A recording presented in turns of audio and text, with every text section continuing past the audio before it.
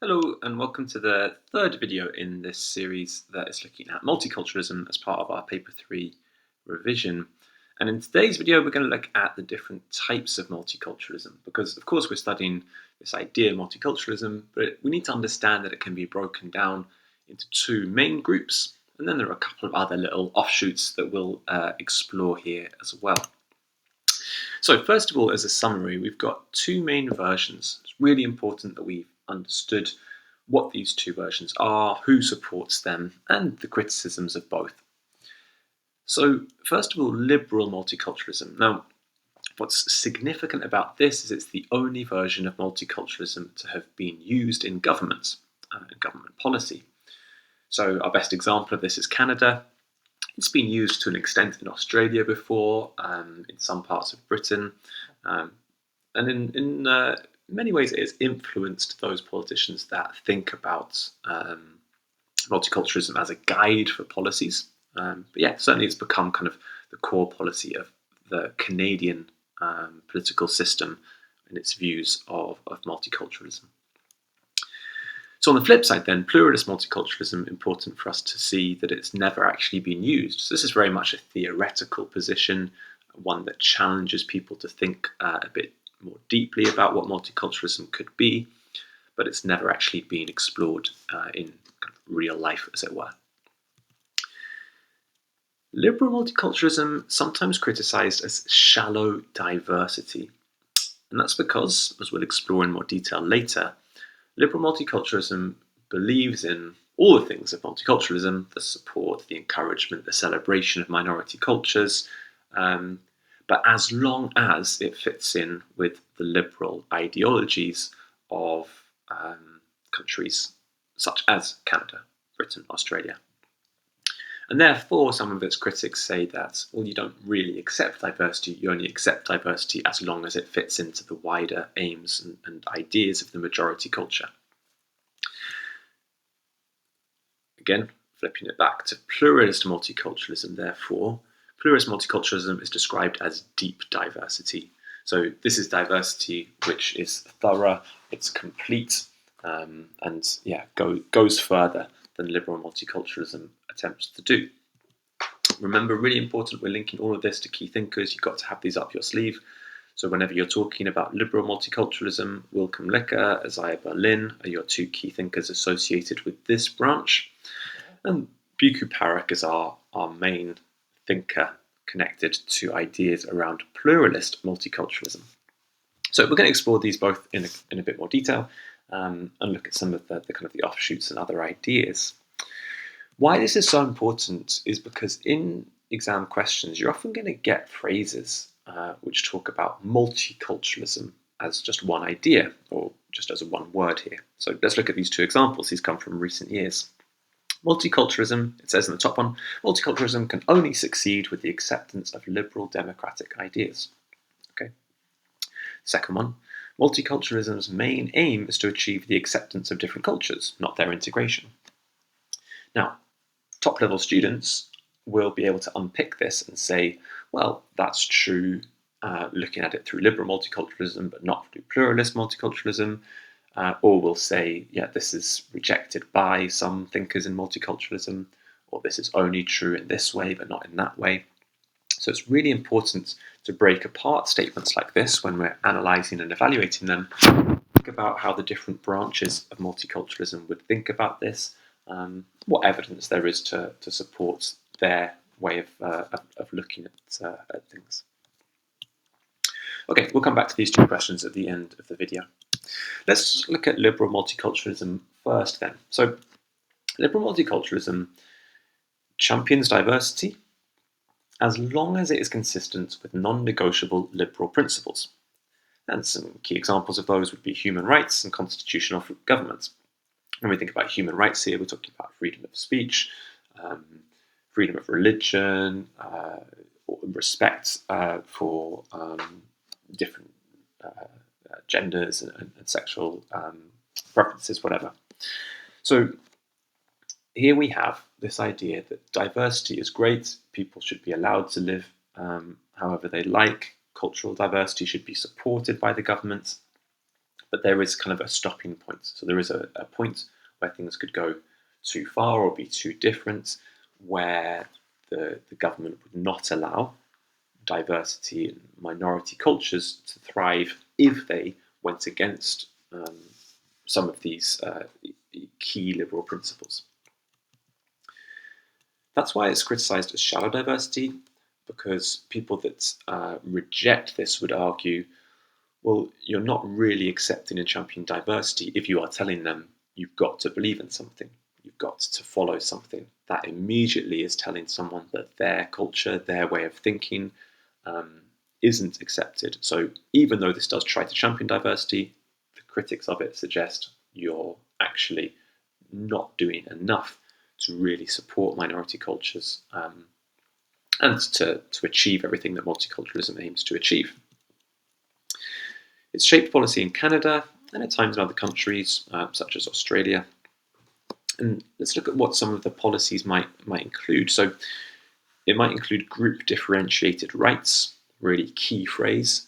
That's the idea that there may be certain rights or certain laws, certain things that happen only for certain sections of society. So really kind of simple example of this would be that, if you came from a religious group that prayed on a certain day or a certain time of the year, you should be allowed time off to go and do that. But people not of that religion would not be given that time off. So different rights for different people. It also includes, so it says here, a support for positive discrimination.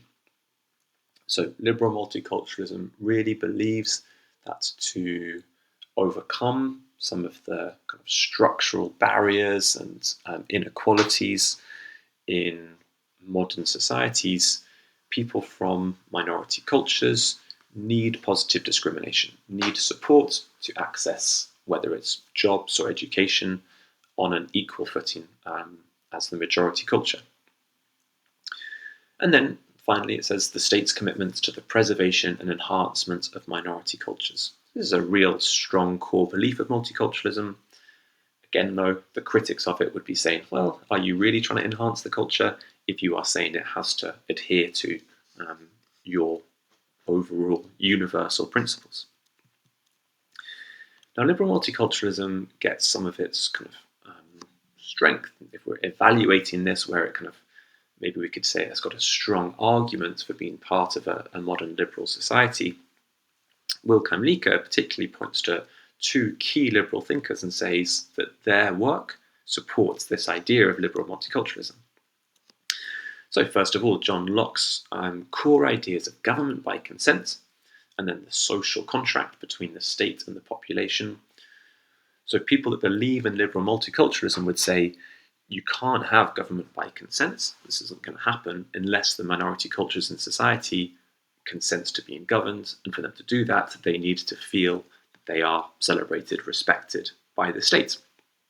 And very similarly, social contract, this idea that the people, the population, agree to lose some of their freedoms in return for what the state can offer them. Will Kamlika argues, well, actually that doesn't happen. You don't get that unless the people from minority cultures do feel like the government respects them and is supporting them in their particular lives, not just the majority culture. And then if we look at John Stuart Mill, who talked about the tyranny of the majority and then how we judge whether we allow people to act in the way they want to. And again, these kind of fit really neatly into this idea of liberal multiculturalism.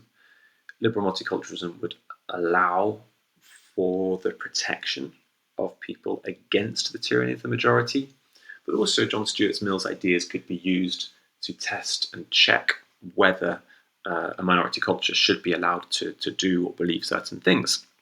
And that is judged by John Stuart Mill's idea that if it's not affecting other people, then it should be fine. We shouldn't try to change the way people think unless it starts to negatively impact others in society. So those core ideas fit in to what people like Will Kamlika are arguing for what we see happening in Canada, that are convincing, I think, arguments for why you can't have a liberal modern society without some elements of multiculturalism.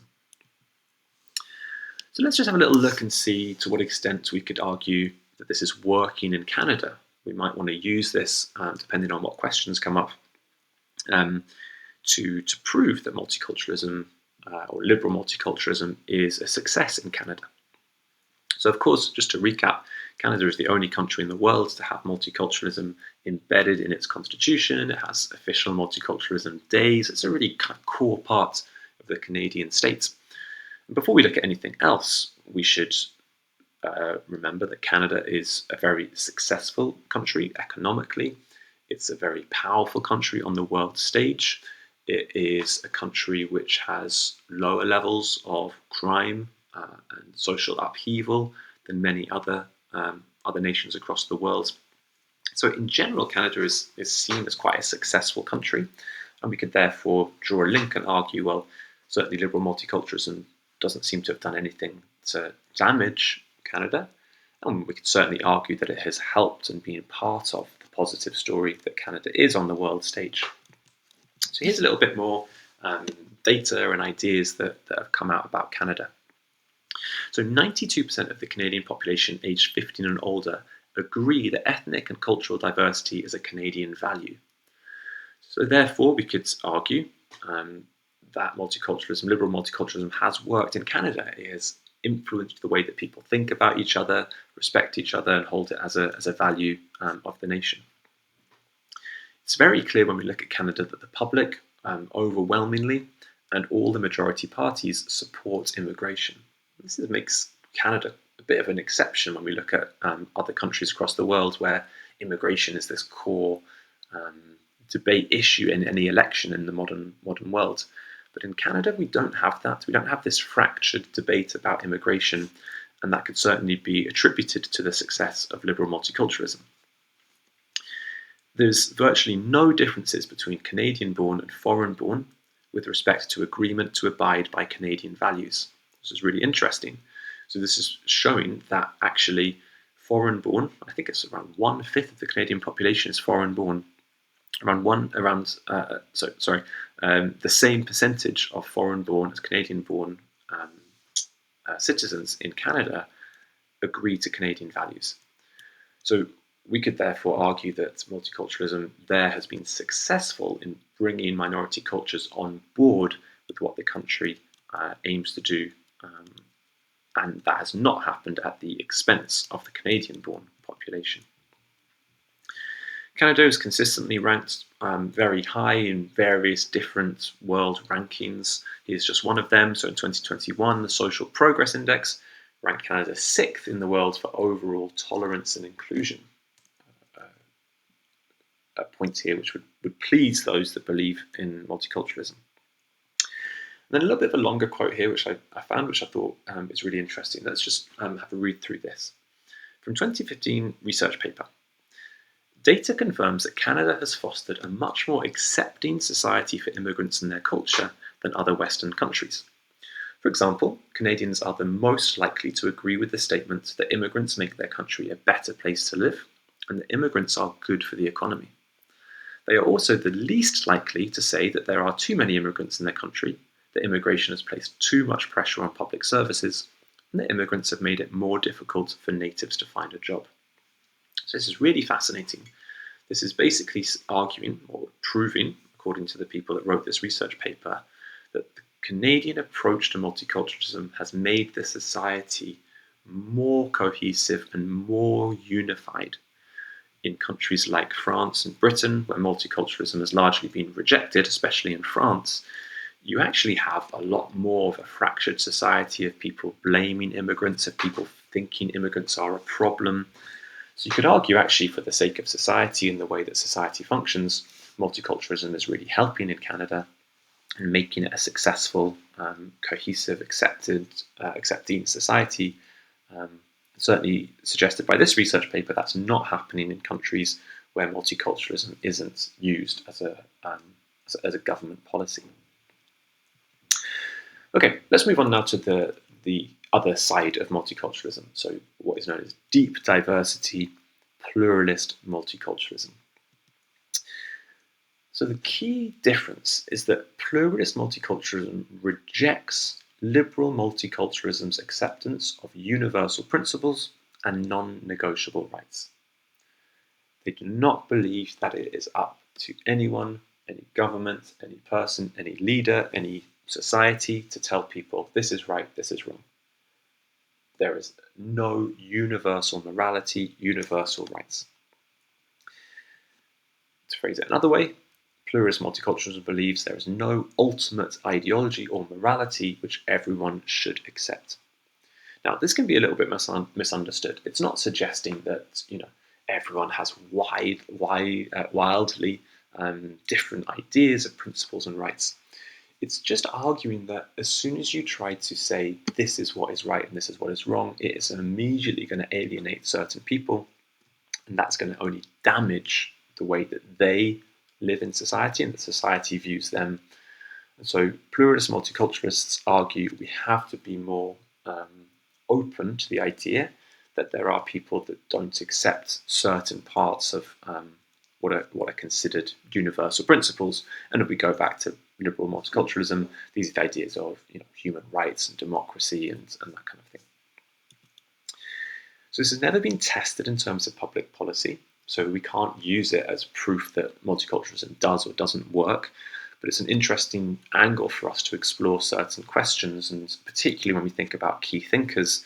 And Bhikkhu Parekh is our guy here, who would argue strongly and passionately for the idea that multiculturalism can only happen, and that societies with multicultural populations can only function correctly and happily in the future if everyone is allowed to have their own distinct version of what right and wrong is and means to them.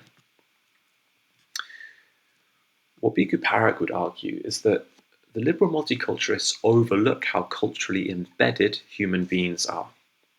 Bhikkhu Parekh argues, and this goes back to our video about human nature, that individuals are not autonomous. We are not just an individual without any kind of connection to anyone else, where we can be free and autonomous and flexible to develop what we think and how we live. Bhikkhu Parekh really believes in this idea that our values and who we are is embedded. It's deep within us and comes from our culture, from our background, from our heritage. And therefore, he's arguing you can't just say to someone, perhaps let's imagine a relatively newly arrived immigrant, you can't just say to them automatically, okay, you're here in this country, you've now got to agree to this. You've now got to believe in this. Because that would go against something, or potentially go against something which is deep within someone, and that can't therefore be changed quickly. Now again, this can be misunderstood. I don't think Bhikkhu Parekh is suggesting that, ultimately what we want in a society is for everyone to have shared ideas and of course to have peace and freedoms. But he's saying, well, that's only actually going to happen longer term if there's not this kind of stamping down and forcing of ideas onto people. So if we're talking about harmony, if we're talking about a happy society, something that multiculturalists try to think about, pluralist multiculturalism argues that harmony between the state and society is only possible through deep diversity. There needs to be full recognition and respect for all aspects of all cultures. Only then can we have this connection, this perhaps trust, we could say, or this ability for people to really live their lives. And pluralist multiculturalists would argue that long term this will have a really positive effect on society being more diverse, but also more tolerant, more accepting, and allowing everyone to thrive. As a final thought here, pluralist multiculturalists would argue that as soon as you try to impose certain ideas on people, then that is when you get a negative reaction. So Bhikkhu Parekh would argue, well, none of this actually encourages or forces anything bad, quite the opposite. Bhikkhu Parekh would say, if you try and tell a culture, oh, your value is wrong, you've got to now believe this idea of human rights, that is when you get kickback, that is when you get potentially a fracture in society that could turn violent. And I think that might be attributed in some people's eyes to where we look at kind of terrorism. Maybe it could be argued that those people that use terrorism or violence to fight against the state are doing so because they feel like they are being forced to believe in something that they don't, or that their culture isn't being accepted or respected. Now, of course, those kind of controversial ideas, we've got to be careful how we phrase this and think about that when we talk about terrorism. Of course, nothing excuses or explains terrorism, but that is one kind of idea that people often come back to when they think about multiculturalism. So it's an important idea to explore. Okay, so let's just look at two quick offshoots just to round up this video. So first of all, legalistic pluralism, and hopefully you'll remember this idea when we looked at this article about polygamy and the arguments that some were proposing that in Muslim communities in Britain that believe in polygamy, that the UK law should change to allow that to happen. So that is an argument for legalistic pluralism. So this is an offshoot of pluralist multiculturalism, of deep diversity, and it argues that there should be greater flexibility in the laws to reflect the variable sense of right and wrong amongst different communities. Important here to look at these words, greater flexibility. So it's not saying there should be completely different laws for different people living in one country. It's saying that where possible, we should have flexibility to allow different people to have laws and rights which match with their cultural identity, ideology, way of living. So some examples of this would be potentially laws around polygamy, laws about what happens in a divorce, or how divorces work, abortion rights, and potentially laws to do with homosexuality. There's the argument here that this fits particularly importantly into faith-based communities. And the argument is that within those communities, elements of religious law could coexist with constitutional law. So importantly, it's not replacing the law of the country. This is not an argument to say that there shouldn't be laws for everyone. This is the idea that there could be additional laws which coexist or are flexible in certain communities or for certain people that identify with a certain culture. Again, associated with Bhikkhu Parekh, again, like pluralist multiculturalism, not something which has really fully been explored or any evidence of it happening in the world, more as a theory to challenge people, and again to think about how we can live in modern societies with multicultural communities. How can we make that cohesive? How can we make people from multicultural and minority cultures feel accepted and able to live the way they want to live? Bhikkhu Parekh would suggest this is an idea we need to think about to achieve ultimately what we want, which is a harmonious society. And finally, a quick look at cosmopolitan multiculturalism. Now, I've got a couple of pictures just of Birmingham here. We've got Chinese New Year celebration, we've got a Sikh festival happening in the streets of Smethwick in the bottom picture. And cosmopolitan multiculturalism is linked to the theorist Jeremy Walden, not one of our core thinkers, but a name to try and remember and use if talking about cosmopolitan multiculturalism is relevant to the question that comes up. And this is more of a theory about why liberal multiculturalism could be a good thing rather than an ideology for policies. Okay, so this is not an idea which is saying we should do this, we should do that. It's more saying, wow, look at the positive things that can come out of a society which celebrates liberal multiculturalism. And the core argument of this is that multiculturalism equals a cosmopolitan society where people enjoy and learn from different cultures. Individuals become more complex and rounded in their tastes and values, therefore becoming more tolerant and actually multicultural themselves, so multicultural individuals. And this would be seen through, people that on the one hand, quite minor things, eat food from different cultures, but also it can be deeper than that in terms of the values, the things that people believe in, the things that are important to them, coming from a range of different cultures that they are exposed to in a society which celebrates difference. So when we see festivals and can access food and culture, whether that's dance or music or sports or whatever, all of these things make a society more interesting, makes people more complex, and the argument is that is only going to make society happier, more harmonious, when we all are multicultural ourselves. So rather than us all becoming, kind of segregated into our own little cultures, this argues actually when we are exposed and we see different cultures, we actually become more multicultural ourselves. In the longer term, countries that celebrate liberal multiculturalism will just become richer and richer, but also won't have such divisions between different cultures. Okay, so let's finish the video just by looking back at some of the questions that the video started with. So multiculturalism can only succeed with the acceptance of liberal democratic ideas. So of course we would argue that liberal multiculturalism would argue that this statement is true, right? So Wilhelm Lieke would certainly support this, Isaiah Berlin would certainly support this, would argue that unless we have liberal democratic ideas as the foundation of a state, then it's impossible for a society to function successfully. On the other hand, pluralist multiculturalists would strongly disagree with this, and they would say actually multiculturalism is impossible, cannot succeed, whilst you try and force people to accept liberal democratic ideas.